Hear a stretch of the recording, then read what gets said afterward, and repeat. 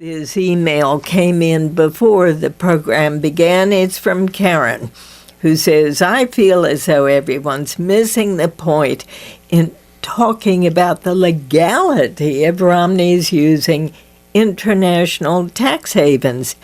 In my mind, the issue is not whether it's legal. It obviously is. The issue is it demonstrates the fallacy, the conservative argument that if you let wealthy people keep more money and pay less taxes, they'll use it to start a business and employ more people.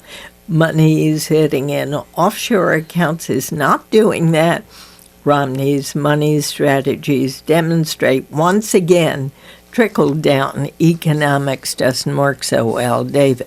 I think Karen makes an interesting economic point, and one that you may hear Democrats make. But I go back to what Susan was saying, and there's a larger character issue that is beyond the economic point, beyond the legal point of just what are you hiding? Why are you trying to game a system, even if it's a system that is built to be gamed, right? But why you seeking to be president of the United States? Why did you do that?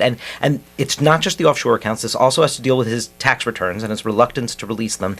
And the one thing we learned more than anything else throughout the entire nomination season about Mitt Romney is that tax issue is a major Achilles heel for him, personally. It threw him so far off his game in South Carolina, and we had never seen him so off balance as to when he came under pressure to release his tax returns.